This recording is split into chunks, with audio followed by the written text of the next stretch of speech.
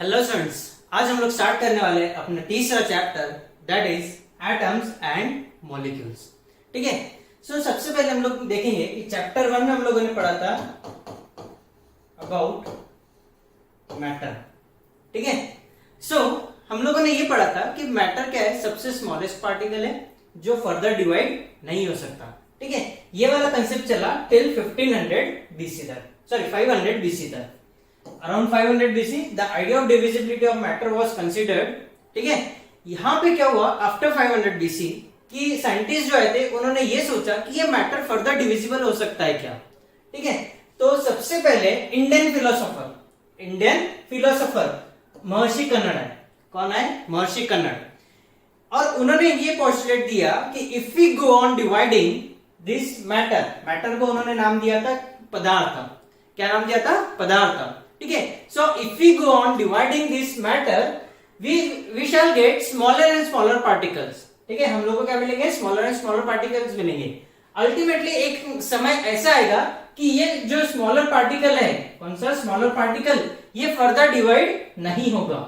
ठीक है। ये फर्दर डिवाइड नहीं हो सकता। और वो जो स्मॉलेस्ट पार्टिकल है उसको नाम दिया परमाणु। उसको क्या नाम दिया गया? परमाणु। किन्होंने? महर्षि कन्नड़ ने। ठीक है। महर्षि कन्नड़ ने जो स्मॉलेस्ट पार्टिकल मैटर था उसे नाम दिया पदार्थ। और अगर उसको हम लोग डिवाइड करते गए उसको स्मॉल पीसेस में ब्रेक करते गए तो एक समय ऐसा आएगा कि वो जो मैटर का पार्टिकल है वो फर्दर डिवाइड नहीं होगा। उसको नाम दिया उन्होंने क्या? परमाणु। ठीक है।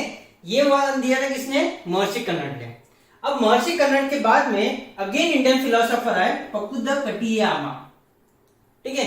अब इन्होंने क्या किया, ये जो डॉक्ट्रिन थी इसको इलैबोरेट किया। डॉक्ट्रिन बोलते हो जो थ्योरी थी उसको इलैबोरेट की। And he said that particles normally exist in a combined form. ठीक है। ये जो पार्टिकल्स है ये कंबाइंड फॉर्म में होते हैं जिसके वजह से हमें नए सेट्स ऑफ मैटर मिलते हैं। Another Indian philosopher Pakuda Katiyama elaborated this doctrine and said that these particles normally exist in a combined form which gives various forms of matter। यहां तक सभी को समझ में आया? ओके। फिर उसके बाद में सेम टाइम, ठीक है, अराउंड सेम एरा मतलब सेम टाइमिंग में ग्रीक फिलोसोफर। ठीक है। अभी तक हम लोगों ने डिस्कस किया अबाउट इंडियन फिलोसोफर। अब आए Greek philosopher Democritus and Leucippus. ठीक है। They suggested that if we go on dividing a matter, ठीक है, ये जो मैटर है इसको हम लोगों ने अगर डिवाइड करते गए तो अ स्टेज विल कम जहां पे ये जो मैटर है फर्दर डिविजिबल नहीं होगा। ठीक है। ये फर्दर डिविजिबल नहीं होगा और इनको नाम दिया गया एटम्स।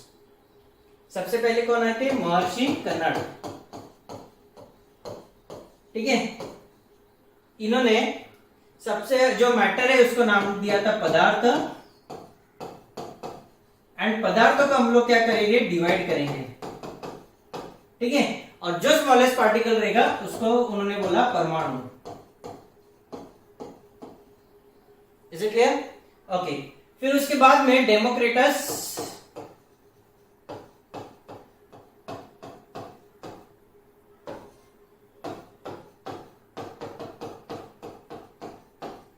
यह है, इन्होंने भी क्या किए? स्मॉल पार्ट में डिवाइड किए, मैटर को डिवाइड करते गए और जो फाइनल स्मॉलेस्ट पार्टिकल मिला उसे नाम दिया गया एटम। Is it clear? ये क्या नाम दिया गया? मैटर। सॉरी, मैटर का नाम दिया गया एटम। ठीक है। अब ये सारी जो चीजें थी this was based on philosophical consideration. That means this all were theory part, लेकिन इसका कोई भी एक्सपेरिमेंटल प्रूफ नहीं था टिल 18th सेंचुरी। ठीक है। टिल 18th सेंचुरी ये जितनी भी थ्योरी हम लोगों ने देखी ये सब क्या थी? एक थ्योरी थी। मतलब ये सब रिटन पार्ट था, इसका कोई भी एक्सपेरिमेंटल प्रूफ नहीं था। लेकिन by the end of 18th century, ठीक है, by the end of 18th century scientist recognise the difference between elements and compounds. ठीक है। Scientist recognise the difference between elements and compounds. और ये जो एलिमेंट्स एंड कंपाउंड्स थे ये बनते कैसे? ठीक है। How and why elements combine, ये कंबाइन क्यों होते हैं और कैसे होते हैं, और कंबाइन होने के बाद में क्या होता है? What happens when they combine. पहली चीज तो ये कैसे और क्यों कंबाइन होते हैं और कंबाइन होने के बाद में क्या बनता है, ठीक है। इसीलिए एंटोनी लैवोशियर, ठीक है, लैवोशियर laid the foundation of chemical science by establishing two important laws of chemical combination. So laws of chemical combination किन्होंने दिया? लैवोशियर ने दिया। Is it clear? So अब सबसे पहले हम लोग देखेंगे law of chemical combinations, ठीक है। अब हमारे पास में दो लॉज ऑफ केमिकल कॉम्बिनेशंस है as of now as per our syllabus. वो है कौन सा? Law of conservation of mass and law of constant proportion. ये जो लॉज है वो किन्होंने दिया? लैवोशियर एंड जोसेफ प्रॉस्ट, ठीक है। ये दो साइंटिस्ट ने हमें दो लॉज दिए, law of conservation of mass and law of constant proportion, ठीक है।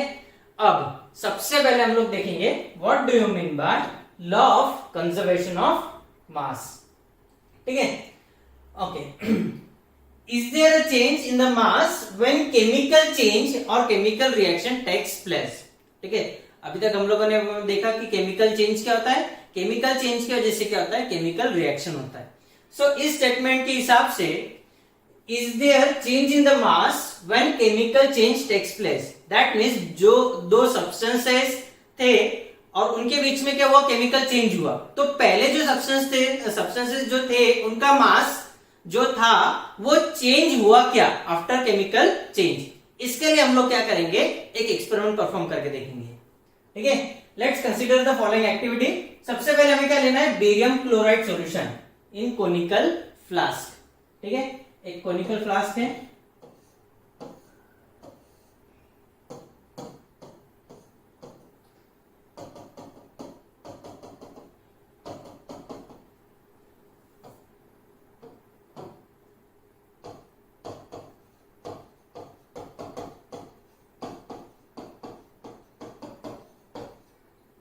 ठीक है। कोनिकल फ्लास्क में हम लोगों ने क्या किया? बेरियम क्लोराइड लिया, ठीक है। नेक्स्ट है put some sodium sulphate solution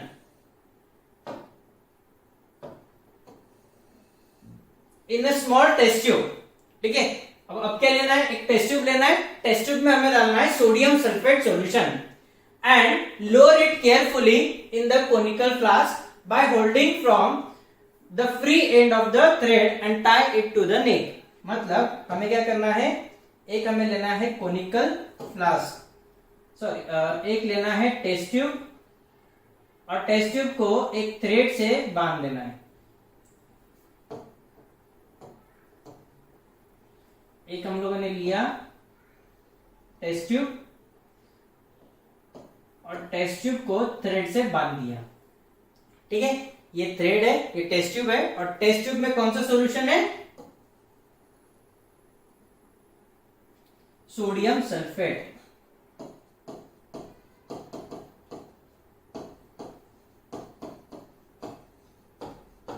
ठीक है। और ये जो थ्रेड है हम लोग इसको बांध देंगे कोनिकल फ्लास्क के नेक से और उसके ऊपर हम लोग लगा देंगे रबर स्टॉपर, ठीक है। Fix a rubber cork in the mouth of the flask so that it holds the thread firmly, ठीक है। अब हमें क्या करना है? ये पहला चीज हम लोगों ने रबर कॉर्क क्यों प्रोवाइड किया है ना? रबर कॉर्क क्यों प्रोवाइड किया? रबर कॉर्क का काम क्या है? बिकॉज रबर कॉर्क का काम ये है कि अब ना ही इस टेस्ट कोनिकल फ्लास्क से कोई सॉल्यूशन बाहर जाएगा, ना ही कोई सब्सटेंस बाहर जाएगा और ना ही बाहर से कोई सब्सटेंस उसके अंदर आएगा। Is it clear? This is the purpose of this rubber cork, ठीक है। अब हम लोग को क्या करना है? ये जो पूरा सेटअप है, ठीक है, ये पूरा सेटअप है, इसका हमें करना है वेट। इसका हमें क्या करना है? वेट करना है। वो जो मास आएगा वो रहेगा x, ठीक है। जो भी आएगा हम लोग उसको फिलहाल लिखते हैं x, ठीक है। अब हमें क्या करना है? ये टेस्ट ट्यूब को थोड़ा सा टिल्ट कर देना है। टेस्ट ट्यूब को टिल्ट कैसे करेंगे? कोनिकल फ्लास्क को टिल्ट कर देंगे। कोनिकल फ्लास्क को टिल्ट कर दिया तो टेस्ट ट्यूब भी टिल्ट हो गया, तो इसके अंदर का जो सोडियम सल्फेट सॉल्यूशन है वो मिक्स हो जाएगा किसमें? बेरियम क्लोराइड सॉल्यूशन में, ठीक है। सोडियम सल्फेट जो सॉल्यूशन है वो मिक्स हो जाएगा किसमें? बेरियम क्लोराइड सॉल्यूशन में। अब दोनों मिक्स हो जाएंगे तो दोनों के बीच में केमिकल रिएक्शन होगा। केमिकल रिएक्शन होने के बाद में केमिकल रिएक्शन हो गया कि फिर अगेन हमें क्या करना है, उसका मास लेना है, उसको अगेन वेट करना है और देखना है कि उसका वेट कितना है। जो वेट पहले था x था, वही बाद में आएगा x। ठीक है, पहले जितना वेट था उतना ही वेट बाद में आएगा। ठीक, समझे क्या? Now tilt and swirl the flask so that both the solution gets mixed. Find the mass of the apparatus after mixing the solutions by weighing on balance. We will find the weight before and after mixing as exactly same. ठीक है, as exactly same. This is the setup. हम लोगों ने conical flask लिया, conical flask में barium chloride solution लिया, फिर हम लोगों ने टेस्ट ट्यूब में लिया सोडियम सल्फेट सॉल्यूशन और वो थ्रेड को हम लोगों ने बांध दिया।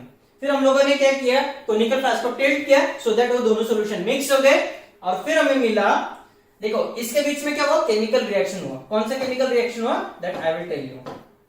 यहां पे क्या था, barium chloride, barium chloride is BaCl2, ठीक है, प्लस, और क्या होता, sodium sulphate, sodium sulphate is Na2SO4, ठीक है। अब क्या हुआ, दोनों मिक्स हो गए, दोनों मिक्स हो गए तो दोनों के बीच में हुआ केमिकल रिएक्शन। तो केमिकल रिएक्शन के बाद में जो प्रोडक्ट्स मिले वो है barium sulphate, barium sulphate BaSO4 and Cl and Na, that is plus NaCl, ठीक है। अब ये 2 क्यों आया, कैसे आया, ये सारी चीजें हम लोग बाद में देखेंगे। सो समझ में आया क्या हुआ, दो सब्सटेंसेस थे पहले, barium chloride and sodium sulphate, फिर दोनों को मिक्स कर दिया तो मिला barium sulphate and sodium chloride. So before experiment and after experiment दोनों का वेट एग्जैक्टली सेम है। So law of conservation of मास क्या बोलता है, law of conservation of mass states that mass can neither be created nor be destroyed in a chemical reaction. That means कोई भी chemical reaction के दौरान जो पहले सब्सटेंसेस थे, जिनको हम लोग क्या बोलते हैं, ये जो सब्सटेंसेस है इनको हम लोग बोलते हैं रिएक्टेंट्स, ठीक है।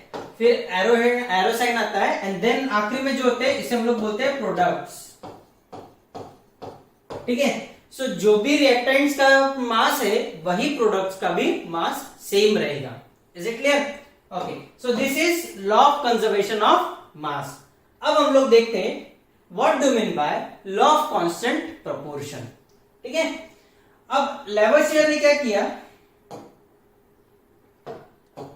लैवोसियर along with other scientists noted that many compounds were composed of 2 or more elements। compounds बोले तो क्या होता है, 2 or more elements जो होते हैं वो combine होते हैं केमिकली, तब जाके बनते हैं compounds, ठीक है। and they had the same elements in the same proportion irrespective of where the compound came or who prepared it।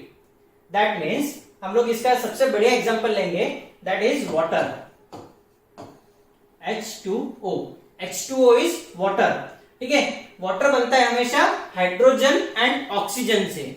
अब ये हाइड्रोजन का जो मास होता है वो होता है 2 एंड ऑक्सीजन का जो मास होता है वो होता है 16, ठीक है। अब ये दोनों अगेन रिड्यूसिबल बाय 2 है, तो क्या होगा, that will come equal to 1:8, ठीक है, that will be 1:8। That means अगर मैं वाटर लूं, ठीक है, वाटर हम लोग 3-4 सैंपल्स लेते हैं, water from river, water from borewell, water from lake, ठीक है। हम लोग वाटर कहीं से भी ले, वाटर रहेगा H2O ही रहेगा, ठीक है। ऐसा नहीं है कि बोरिंग से मैंने जो पानी लिया वो H2O है, और फिर माउंटेन से, आइस माउंटेन जो होते हैं वहां से वाटर जो मैंने लिया आइस पिघलने के बाद में जो वाटर है वो H2O2 हो गया, ऐसा कभी नहीं होता है। वाटर इज ऑलवेज H2O, ठीक है। And mass of hydrogen to the mass of oxygen is always 1:8। 1:8 कहां से आया, एटॉमिक मास हाइड्रोजन का 1 है, ऑक्सीजन का 16 है। अब यहाँ पे हाइड्रोजन 2 है, so 1 multiplied by 2 that will be equal to 2, ठीक है। सो ये हो गया 2:16 और 1:8, सो हम लोग लिखते हैं 1:8। अब अगर ये जो है मैंने 9 ग्राम्स, अगर मैंने 9 ग्राम्स ऑफ वाटर लिया तो ये 9 ग्राम्स में से 1 रहेगा 1 gram of hydrogen and 8 gram of oxygen always. So अगर 10 if 9 gram of water is decompose 1 gram of hydrogen and 8 grams of oxygen are always obtained. Is it clear? Similarly अगर हम लोग अमोनिया लेते हैं, ammonia is NH3. ठीक है, nitrogen and hydrogen are always present in the ratio 14:3. Nitrogen का atomic mass 14 है और हाइड्रोजन का 1 है, और हाइड्रोजन कितने 3 है, so 14:3. Is it clear? Okay, whatever the method और the source from which it is obtained, चाहे वो कोई भी मेथड से हम लोग डिराइव करें अमोनिया, या फिर हम लोग कैसे भी उसको प्रिपेयर करें, अमोनिया इज ऑलवेज NH3 और उसका मास रहेगा 14:3. रेशियो जो रहेगा 14:3 रहेगा. इस पे से हम लोग क्या करते हैं कि लॉ ऑफ कांस्टेंट प्रोपोर्शन होता क्या है. This led to the law of constant proportion, और लॉ ऑफ कांस्टेंट प्रोपोर्शन का ऑल्सो नाम है लॉ ऑफ डेफिनाइट प्रोपोर्शन, और दूसरा नाम क्या है, लॉ ऑफ डेफिनाइट प्रोपोर्शन.